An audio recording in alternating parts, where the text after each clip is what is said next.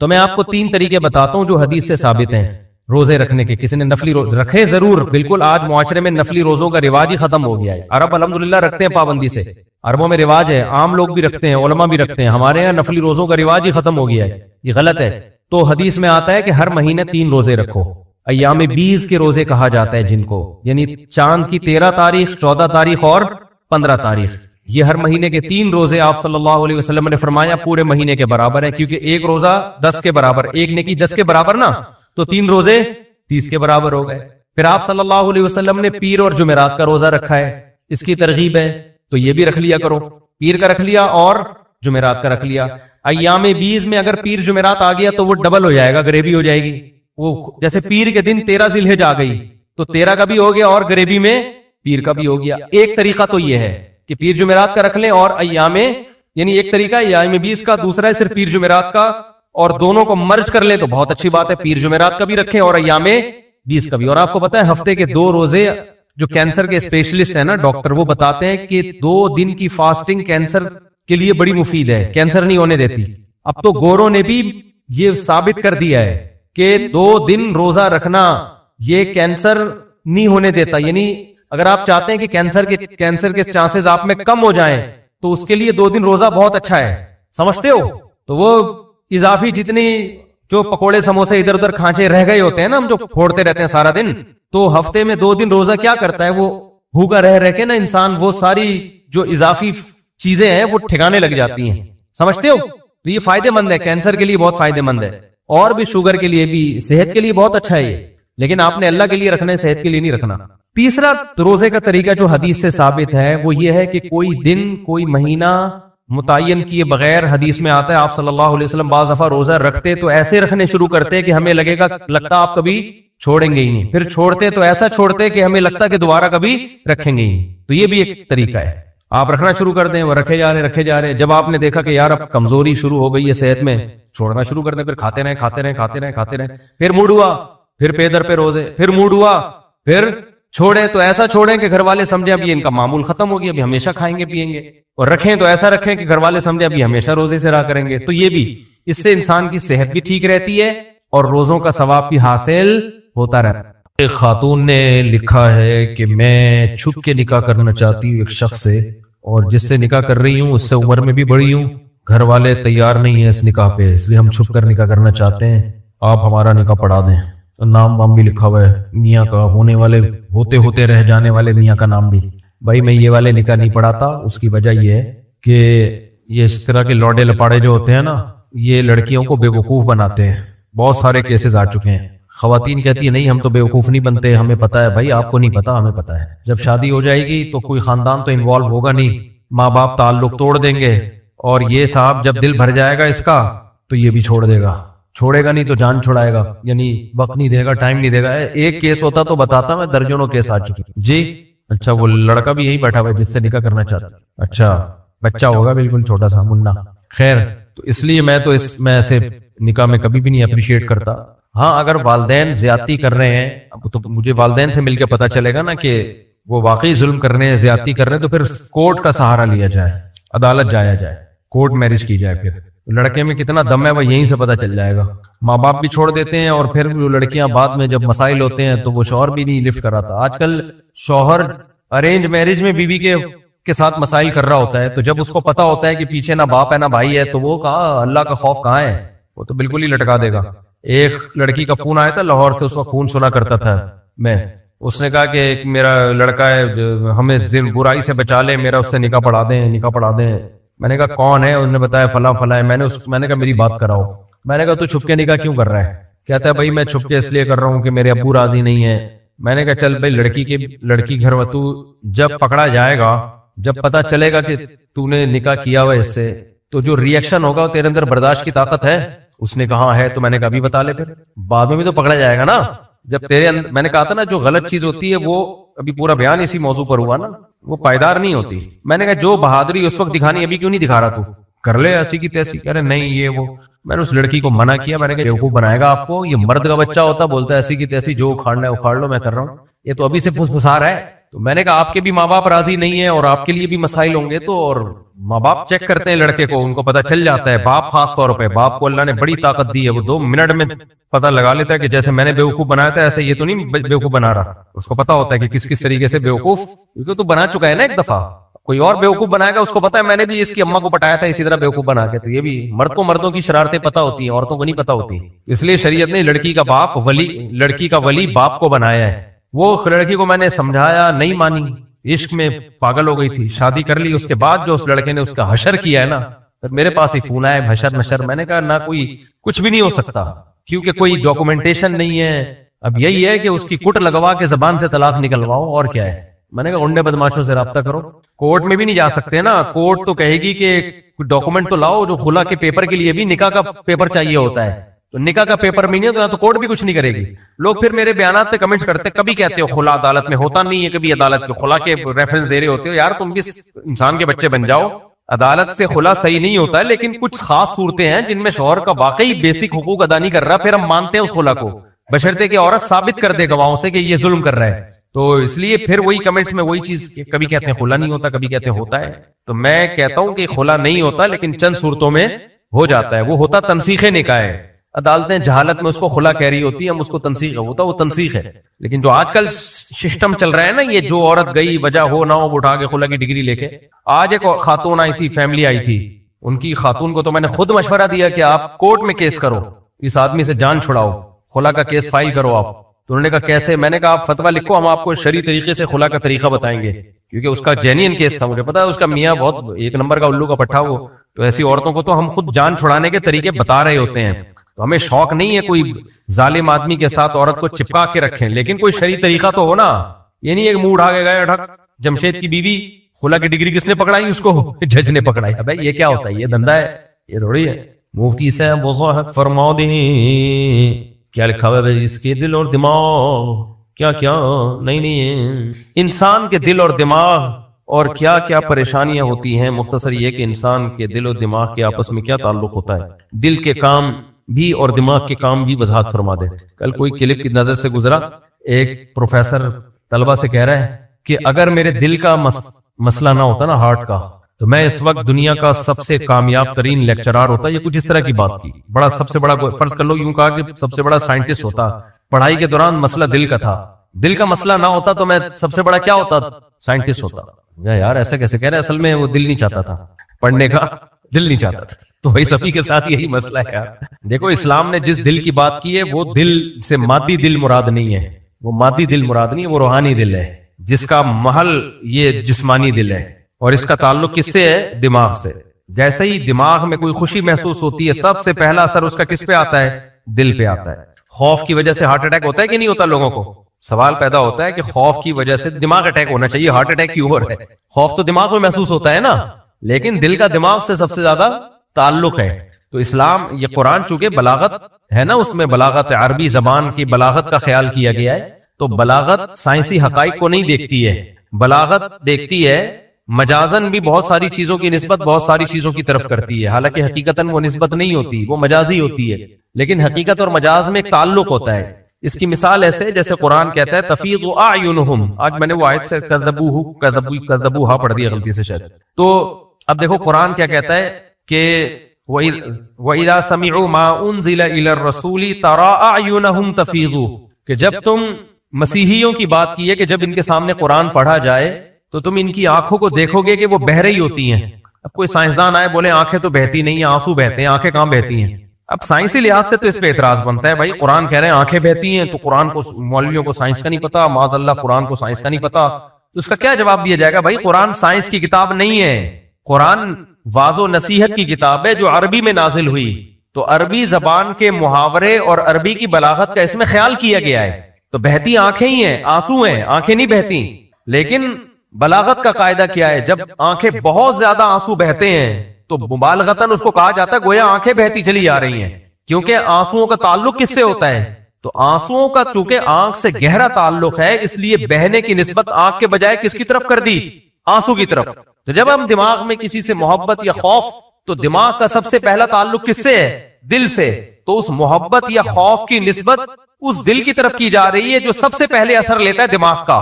جیسے سب سے پہلے آنکھ اثر لیتی، آنسو اثر، یعنی آنکھ پہ اثر ہوتا ہے آنسوؤں کا، حالانکہ روتا بھی اصولی طور پر تو آنکھ روتی بھی نہیں ہے، روتا بھی دماغ ہے، لیکن ہم کیا کہتے ہیں؟ آنکھیں رو رہی ہیں، کہتے ہیں کہ نہیں کہتے؟ حالانکہ آنکھیں تھوڑی روتی ہے، دماغ روتا ہے، لیکن اس کے اثرات کس پر ہوتے ہیں؟ آنکھ پر۔ تو رونے کی نسبت آنکھوں کی طرف، بہنے کی نسبت، بہتے آنسو ہیں لیکن نسبت کس کی طرف ہوتی ہے؟ آنکھ کی طرف ہوتی ہے۔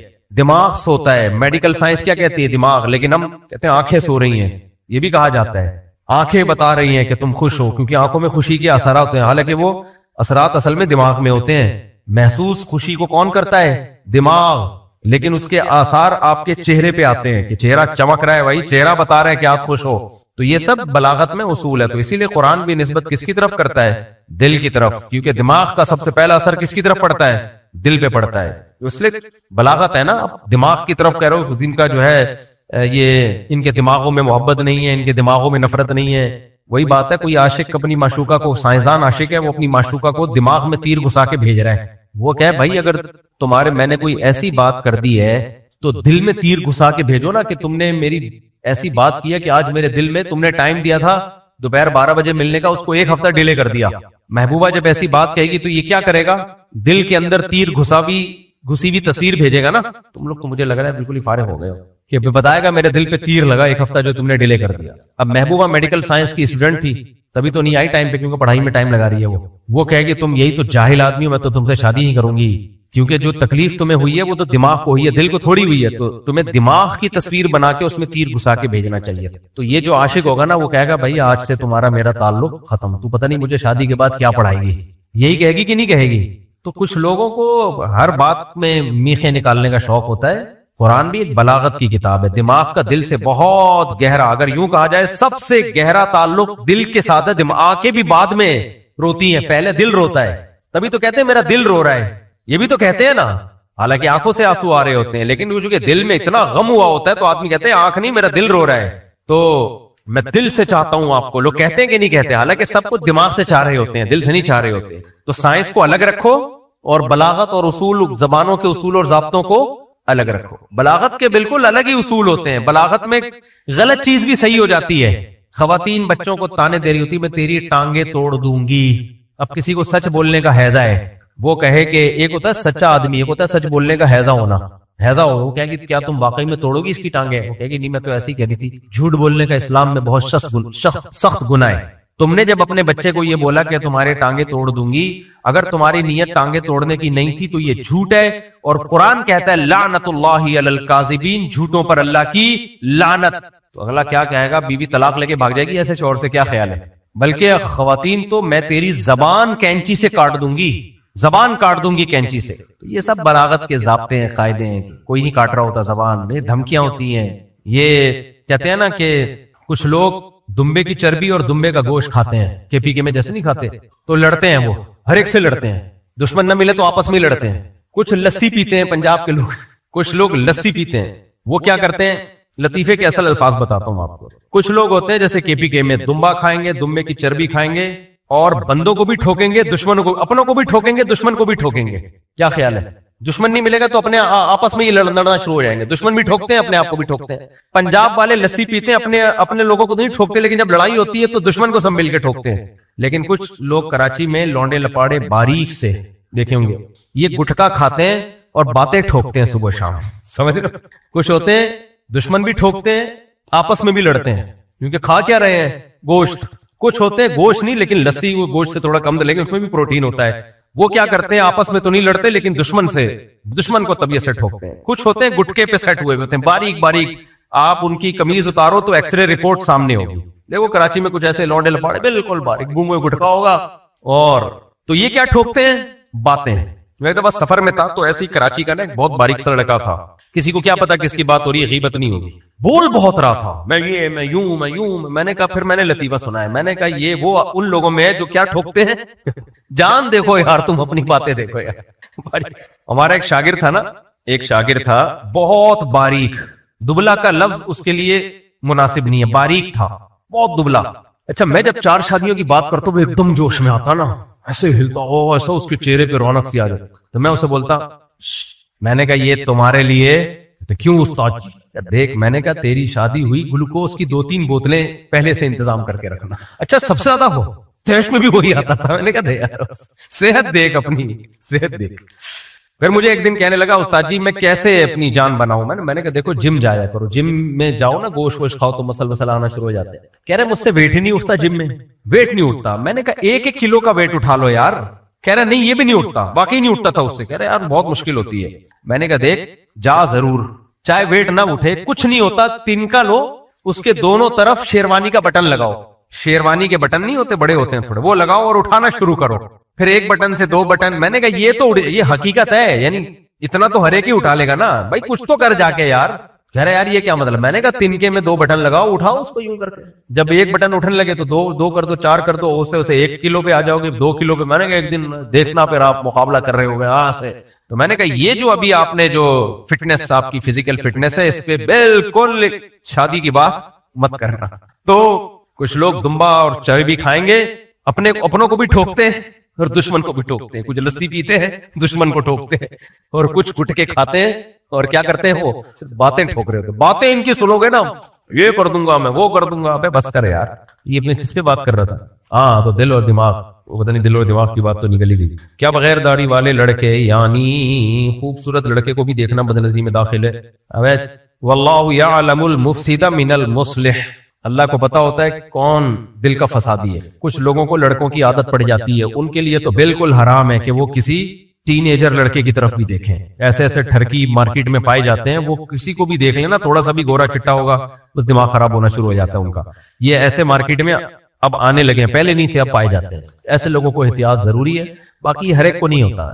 نیچرل یہی ہے کہ اللہ نے مرد کی رغبت عورت کی طرف رکھی ہے, لڑکوں کی طرف نہیں رکھی ہے. لیکن فساد کا دور ہے, اور 100 میں 1 خراب ہوگا نا تو 1 کی وجہ سے 99 پر پابندی لگانی پڑتی ہے. ہم جب مفتی رشید احمد صاحب رحمہ اللہ تعالی کے پاس گئے تو بہت سخت پابندی تھی وہاں پہ کہ جو بچے تھے نا ہم سے کم عمر, ان کے ساتھ نہ آپ بیٹھ سکتے ہو اور نہ فری ہو سکتے ہو. بس وہ دور رہیں گے, آپ نے دور رہنا ہے. ہمیں سمجھ میں نہیں آتا تھا اتنی سختی کیوں ہے. یعنی اگر بچہ بینچ پہ بیٹھا ہوا ہے نا کہیں, تو ہم جا کے ساتھ بیٹھنے کی ہمیں اجازت نہیں تھی. ہم حیران ہوتے تھے پتہ نہیں کیوں اتنی سختی. ہم نے کہا چلو بڑوں نے لگائی ہے سختی. بعد میں جب لوگوں کے حالات سامنے آئے نا تو ہم نے کہا یہ بالکل صحیح سختی ہے. لیکن حضرت نے ہمیں ایسی عادت ڈال دی تھی, اتنی سختی کی اس پہ کہ بچہ بیٹھا ہو آپ نے تو اب تک وہ عادت الحمدللہ ہماری قائم ہے. کوئی بچہ آتا ہے دور بٹھا کے بات کرتا ہوں میں اس سے. پہلے میں یہاں پہ, اب تو میں بیٹھنا چھوڑ دیا, پبلک میں کم بیٹھتا ہوں. پہلے ایسے میں بیٹھا ہوتا تھا, چھوٹی عمر کے بچے آ کے کبھی ادھر گود میں بیٹھ رہے ہیں کبھی ادھر, میں دور وہاں بیٹھو بیٹا ادھر فاصلے ہاتھ لگانے کی. اب دوسرا بھی کوئی بچے کو پیار کر رہا ہوتا ہے نا, ہاتھ بھی لگا رہا ہوتا ہے, صرف سلام کرو بس, سر پہ ہاتھ رکھو, اس سے زیادہ نہیں. تو اتنا برا لگتا ہے کیونکہ حضرت نے نا اتنی سخت عادت ڈال دی ہمیں, اتنا اس کو وہ برائی بیان کر کر کے حضرت مفتی رشید احمد صاحب رحمہ اللہ تعالی نے. اب مجھے خود برا لگ رہا ہوتا ہے کوئی کسی بچے کو پیار کر رہا ہو, سر پہ ہاتھ یا مسافہ, بس اس سے آگے نہیں. بلکہ مسافہ کرنے کی کیا ضرورت ہے, سر پہ ہاتھ رکھو, تمہیں کیا ضرورت ہے, بس سر پہ ہاتھ. تو حضرت نے ایسی ہماری عادت ڈال دی کہ بھائی دور دور. تو یہ ہونا چاہیے کیونکہ یہ فساد کا دور ہے, یہ صحابہ تابعین کا خیر القرون کا دور نہیں ہے. اور میں ماؤں سے کہتا ہوں دیکھو بچے, باپ بچے کی ہر وقت نگرانی نہیں کر سکتا. باپ آفس میں ہوتا ہے, کاروبار میں ہوتا ہے. ماں کو چاہیے اپنے بچوں کو ان بچوں کے کزنوں سے بچائیں خدا کے لیے. میں نہیں کہہ رہا کہ کزن برے ہوتے ہیں, نہ, لیکن اگر ایک بھی برا ہے نا تو غیروں سے تو احتیاط ہو جاتی ہے. یہ بیماری, میں نے کئی بچے جو گے بن چکے ہیں ان کی جب ہسٹری چیک کی ہے, دیکھو ہمارے تجربے بہت ہیں, ہمارے پاس روز کوئی نہ کوئی آ رہا ہوتا ہے کہانیاں لے کے. کبھی میاں بیوی کا جھگڑا ہے, کبھی ماں اپنے بچوں کے بارے میں. تو جن بچوں میں بھی لڑکوں کی عادت پڑی ہے, جب آپ ان کی ہسٹری میں جاؤ گے تو انہی کے خاندان کا کوئی قریب ترین فرد ہوگا جس نے ان کو خراب کیا ہوگا, اور کسی کو پتہ ہی نہیں ہوگا. سمجھ میں آ رہی ہے بات کہ نہیں آ رہی؟ کیونکہ غیروں سے بچانا آسان ہوتا ہے. اب شادی بیاہ کے موقع پہ کیا ہوتا ہے, مس گیدرنگ ہوتی ہے, بارات آئی ہوئی ہے جی, سارے آئے ہوئے, ننیال بھی ددیال بھی. اس میں جو ایک بغیرت ہوتا ہے نا وہ تلاش کر رہا ہوتا ہے شکار کو, کیونکہ یہ ٹھرکیوں کے لیے سب سے بڑا ایشو یہی ہوتا ہے کہ ان کو لڑکا چاہیے ہوتا ہے. وہ تلاش کر رہا ہوتا ہے کہ کون میرے کزنوں میں خوبصورت ہے تاکہ میں رات کو اس کے ساتھ سوؤں. تو یہ ماں کی ذمہ داری ہے بھائی کسی کزن کے ساتھ, کیونکہ آپ یہ تھوڑی فرق کر سکتے ہیں کہ بیٹا وہ نیک ہے اس کے ساتھ سو جاؤ, وہ نیک نہیں ہے. تو بڑا مسائل کھڑے ہو جائیں گے. جیسے اسلام نے عورت کو پردے کا حکم دیا تو سب مردوں سے حکم دیا نا, اب اگر اسلام کہتا ہے اس مرد سے تمہیں خطرہ ہے اس سے پردہ کرو، جس سے خطرہ نہیں اس سے پردہ کرو، تو جس سے پردہ کرتی وہ مرد کہتا ہے کہ میں برا آدمی ہوں تو مجھ سے پردہ کر رہی ہو، بھائی مجھ سے خطرے ہے کیا؟ اسلام نے کہا بھائی ہر نامحرم سے پردہ. تو ایسے ہی ایک بھی اگر خراب ہے تو سارے کزنوں سے احتیاط کروانی پڑے گی. تو ماؤں کو چاہیے اپنے بچوں کو جب تک پورے میچور آدمی نہ بن جائے، آدمی سمجھ رہے ہو، ایسا آدمی بن جائے کہ اگر کوئی اس کے ساتھ غلط حرکت کی کوشش کرے رکھ کے چماٹ مارنے کے قابل ہو جائے. وہ جب تک ایسے چپیٹے میں طاقت نہ ہو جائے نا اس کے، تو مردانگی نہ پیدا ہو جائے اس کے اندر، اس وقت تک کسی کے ساتھ اس کو بستر پہ سونے مت دیا جائے، تنہائی میں جمع نہ ہونے دیا جائے. کیونکہ دیکھو یہ جو ٹھرکی لوگ ہوتے ہیں یہ موقع کی تلاش میں ہوتے ہیں، جیسے بھوکے کو چرسی کو چرس چاہیے، ہیروئن چاہیے نا، ایسے ان کو اپنی خواہش پوری کرنی ہوتی ہے. یہ نظر میں رکھ رہے ہوتے ہیں کہ کس کے ساتھ سونے کا موقع ملے گا، کس کو ہاتھ لگانے کا موقع ملے گا، کس کو پیار کرنے کا موقع ملے گا، یہی چھوڑتے موقع. تو ماں ایسی غافل ہوتی ہے، ان کو کوئی ہوش ہی نہیں ہوتا. شادی بیاہ میں بچے جا رہے ہیں کزنوں کے ساتھ چپک چپک کے سو رہے ہیں، وہ ادھر سو رہا ہے، وہ کوئی نہیں، سب اچھے ہیں. نہیں سب اچھے نہیں ہیں بھائی، میں نہیں کہہ رہا سب برے ہیں. ایک برا ہوتا ہے پھر وہ عادت خراب کر دیتا ہے، اور ایک دفعہ اس کی عادت پڑ جائے تو بہت مشکل ہوتا ہے اس برائی کو چھوڑنا. اس لیے احتیاط کیا کرو. اور قاری لوگ بھی جو بچے کو پڑھائیں ہاتھ لگانے کی اجازت نہ ہو بھائی. اپنی مسجد میں کیمرے لگواؤ، اسکولوں میں بھی ہاتھ نہ لگائے کوئی ٹیچر بچے کو جب تک پورا پراپر آدمی نہ بن جائے وہ. تو جو بچے ہیں قاری صاحب نے بس سر پہ ہاتھ رکھنا ہے بس، اس کے علاوہ نہیں. کوئی بھی جیسے اب تو یہ کیمرے بہت آ گئے ہیں، مسجدوں میں مدرسوں میں کیمرے اکثر لگے ہوتے ہیں الحمدللہ، تو نگرانی ہو اس کی. بھائی ہاتھ کیوں لگایا آپ نے؟ وہ کہے میں تو پیار کر رہا تھا. نہیں بھائی، میری نیت پہ شک کرتے ہو. بھائی ہم نیت پہ کسی کی شک نہیں کرتے. ہمارے مدرسے میں ہماری مسجد میں اصول یہ ہے کہ کسی ٹیچر کو کسی بچے کو ٹچ کرنے کی اجازت بولو نہیں. سر پہ ہاتھ بس، اس سے زیادہ نہیں. یہ مار رہے ہوتے ہیں، پیٹ رہے ہوتے ہیں، مارنا پیٹنا تو سوال ہی پیدا نہیں ہوتا اس کی. تو ہاتھ نہیں لگائے تو مارنا پیٹنا کہاں سے ہوگا؟ اتنے بچے خراب کیے نا قاریوں نے مار مار کے، اتنے بچے باغی بنایا ہے. ایک بچے کا تو میں نے رپورٹ پیش کی تھی نا آپ کو، اس کو جب قاریوں نے مارا ہے وہ چلا گیا خواجہ سراؤں میں اور نامرد بنا اور ناچ گانا شروع کر دیا. پھر تبلیغ والوں نے اس کو سدھارا. ایک اور بچہ قاری صاحب نے اس کو مارا، اس نے گھر آ کے اپنے ٹیچر کو شکایت، اپنے استاذ اپنے والد کو شکایت لگائی. والد نے بتایا بھائی آپ نے ایسے درندوں کی طرح کیوں پیٹا ہے بچے کو؟ تو اگلے دن قاری نے دوبارہ پیٹا کہ تم نے بتایا کیوں. وہ بچہ مدرسے سے بھاگا ہے اور شرابیوں میں بیٹھا اور شراب پینے لگا. تو بہت کمپلینز ہیں، بڑے بھاگے. میرے دونوں بڑے بھائی، میرے جو سب سے بڑے بھائی تھے، ان کو بھی قاری صاحب اتنا کوٹتے پیٹتے تھے، وہ بےچارے پڑھ ہی نہیں پائے. والد صاحب نے ان کو بھی عالم بنانے کے لیے داخل کیا تھا. مجھے بتاتے تھے میں جب جاتا تھا تو مرغا بنا دیتے تھے بس. مرغے کی ٹریننگ کے لیے میں نے کہا اس سلسلے میں حاضر ہوں. جب گھر آتا تو مار پیٹ کے نشان پڑے ہوئے ہوتے تھے. تو والد صاحب نے تو کہا نہیں پڑھنا ہے، پڑھ نہیں، کب تک چلے گا ایسے بھائی. تو وہ بھی رہ گئے. تو میں جب مدرسے میں گیا تو ہمارے مدرسے میں مار پیٹ تھی، عزت تھا، احترام تھا، طلبہ سے شائستگی سے. ہمارے حضرت ایسے بات کرتے تھے، بیٹھیے، لائیے، یہ یہاں رکھ دیجئے. ہم نے کہا یار بڑے خاندانی استاد ہے بھائی. ٹیچر کا اسٹائل کیا ہوتا ہے؟ لا بے غیرت کہیں کا، ایسے گالیاں. باس ٹیچر سارے نہیں. ہم نے کہا یار وہ ہمارے جو اساتذہ تھے وہ بھی ایسی بات کرتے تھے، تشریف لائیے ایسے. ہم نے کہا خاندانی قسم کی اردو چل رہی ہے بھائی یہاں پہ. حالانکہ ہمارے حضرت پنجابی اسپیکنگ تھے، پنجابی زبان تھی. پنجاب والا آئیے بیٹھیے عجیب سا لگتا ہے کہ نہیں لگتا؟ ہمارے ایک دوست ہیں فیصل آبادی، تو کوئی جھگڑا چل رہا تھا. میں نے کہا ان کو گالیاں دو اپنے جو تم سے لڑنے آ رہے ہیں. کیا میں نے کہا ان کو بولے الو کے پٹھے تیری ایسے بات کرو. کہہ رہے مفتی صاحب یہ فیصل آباد میں یہ شریفانہ کلام ہے، الو کے پٹھے مٹھے یہ سے جوم ہی نہیں دیں گے گی. وہ کہے گا یار بڑا شریف آدمی اور کھاؤ اس کو. میں نے کہا اتنی سے زیادہ تو میں افورڈ نہیں کر سکتا. کہہ رہے ہیں یہ تو کراچی کی ہوں گی گالیاں، فیصل آباد میں تو یہ تو محبت میں کہہ رہے تھے الو کے پٹھے آدھا چائے پیتے ہیں بیٹھ کے. چل بے غیرت کہیں کا، اس طرح تو کہہ رہے تو محبت میں ہوتا ہے. اور کمینے کیا کر رہے ہیں آج کل، یہ محبت میں ہوتا ہے. میں برائی نہیں کر رہا بھائی، فیصلہ آبادیوں کی بڑے نیک لوگ ہوتے ہیں، یہاں بھی بیٹھے ہوئے ہوں گے شاید.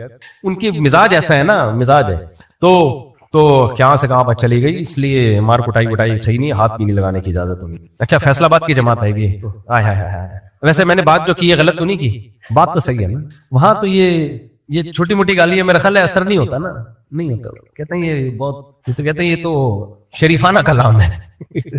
اچھا میرے بھائی، اس مشکل وقت میں جب افغان حکومت پاکستان سے دشمنی پر اتری ہوئی ہے، عمران خان صاحب کے پی کے وزیر اعلیٰ کو تبدیل کر کے ایک ایسا وزیر اعلیٰ منتخب کر رہے ہیں جو افغان حکومت کا بہت بڑا کیا لکھا ہوا ہے حامی ہے. عمران خان کے اچانک اس فیصلے کو آپ کس نظر سے دیکھتے ہیں؟ عمران خان کے فیصلے عمران خان سے آپ پوچھیں. مجھے اس بارے میں معلومات نہیں ہے، جب تک پوری تحقیق نہ ہو آدمی تبصرہ نہ کرے. اگر ہوتی تو میں اور مناسب بھی سمجھتا تو میں تبصرہ کر دیتا، لیکن حقیقت یہی ہے کہ مجھے معلومات اس بارے میں نہیں ہے، کس کو تبدیل کیا گیا، کیوں کیا گیا، واللہ۔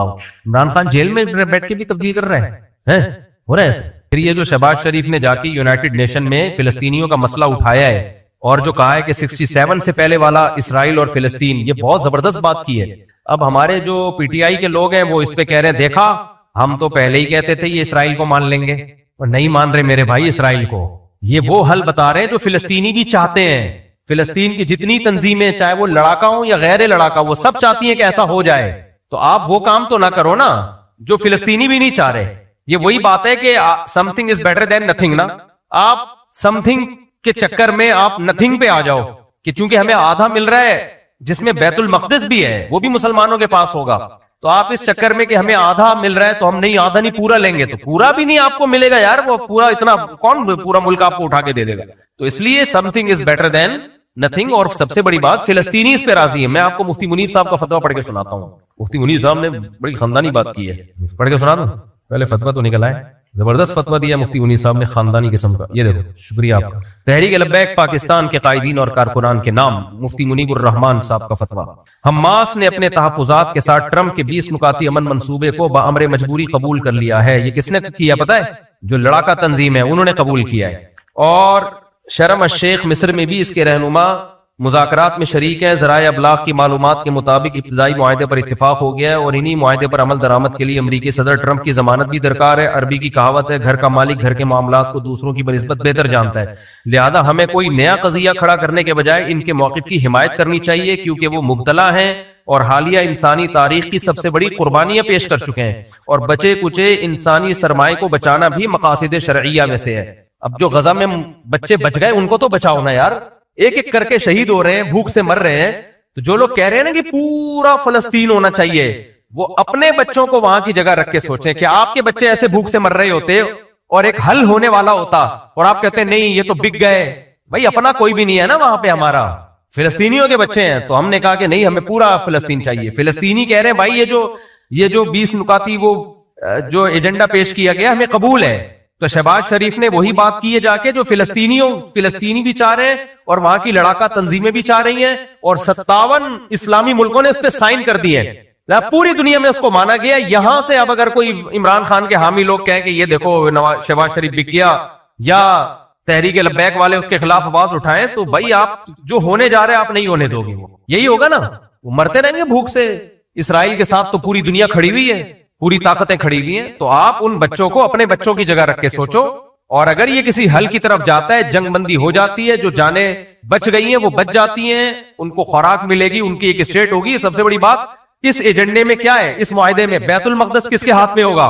مسلمانوں کے ہاتھ میں۔ تو اس پہ بھرپور آواز اٹھانی چاہیے کہ ہم میاں شہباز شریف نے جو وزیر اعظم نے جو تقریر کی ہم بھرپور حمایت کرتے ہیں، پوری قوم اس میں ساتھ ہے۔ تو یہ مفتی منیب صاحب نے بڑی زبردست بات کی ہے اس میں۔ تو مفتی منیر صاحب بھی بریلوی ہیں، تحریک لبیک والے بھی بریلوی ہیں، ان کو تو مفتی اعظم مانتے ہیں نا، تحریک لبیک والے مفتی منیر صاحب کو تو ماننا چاہیے پھر ان کے فتوے کو۔ ڈیڑھ ان کی الگ مسجد نہیں بنانی چاہیے، آگے کہتے ہیں کیونکہ وہ اس لیے ہماری عاجزانہ رائے ہے، یعنی تحریک لبیک والوں سے عاجزانہ رائے کر رہے ہیں، اور میں پی ٹی آئی والوں سے عاجزانہ رائے کر رہا ہوں۔ ہماری عاجزانہ رائے ہے، رائے میں سردست ان کے حوالے سے کوئی تحریک برپا کرنا دانش مندی نہیں ہے، اچھا میں وہی بلکہ ان کی نصرت کے ذرائع اختیار کرنے چاہیے، کیونکہ ممکنہ طور پر ان کی بحالی کا عمل شروع ہوگا۔ پاکستان کے حالات بھی حساس ہے، ہماری سلامتی کے اداروں کی تمام تر توجہات بھارت اور داخلی دہشت گردی اور فساد کی جانب مبذول ہے۔ ہماری فورسز الگ جنگیں لڑ رہی ہیں، اوپر سے آپ نے بیچ میں ایک نیا شوشے چھوڑ دیے۔ آجا بھائی، پاکستان کے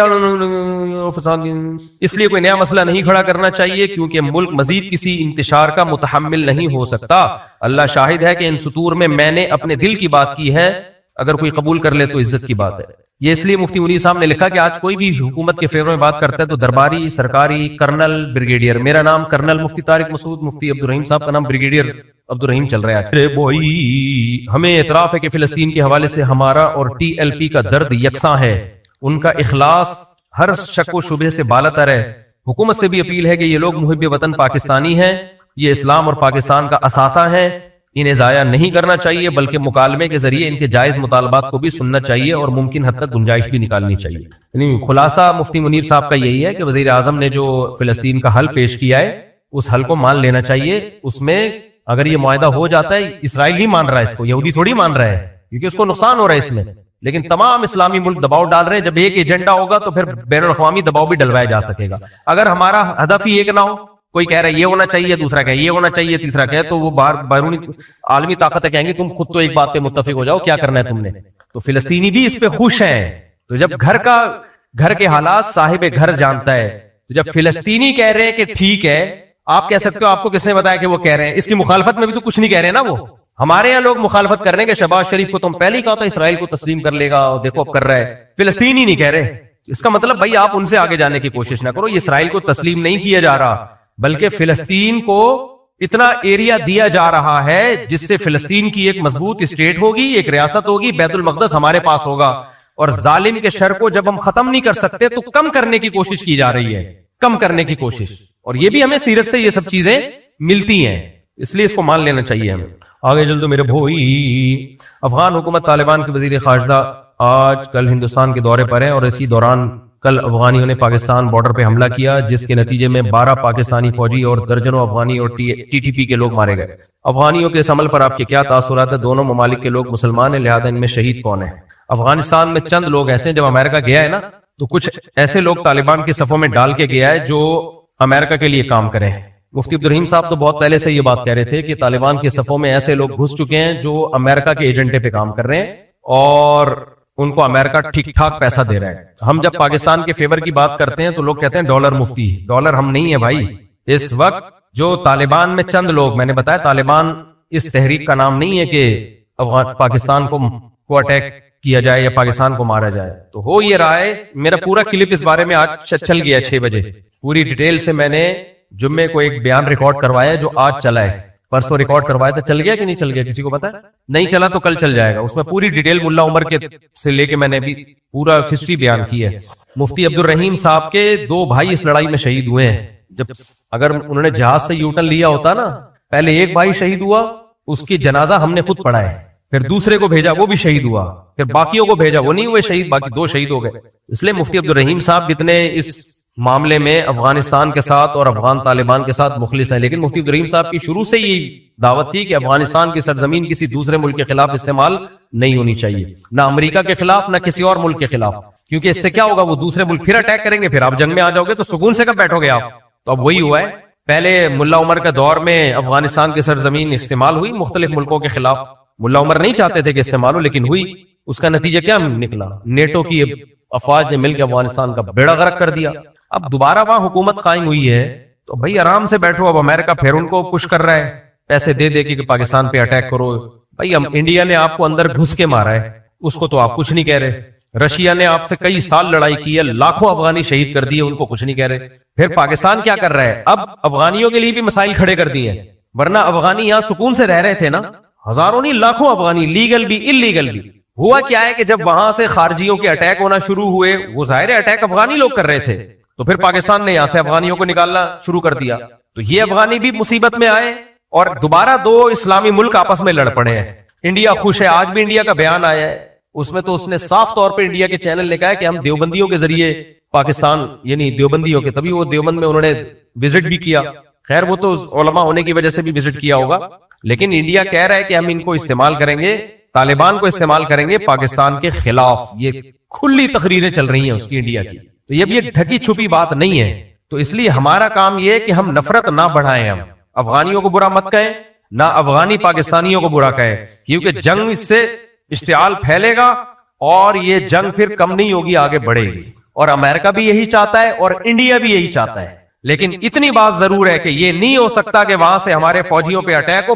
3-4 دن پہلے 25 فوجی 3 دن میں شہید ہوئے ہیں، اور ابھی بھی جھڑپیں ہیں. جو وہاں جو بارڈر پہ لوگ رہتے ہیں وہ بتاتے ہیں کہ فائرنگ چل رہی ہے دونوں طرف سے.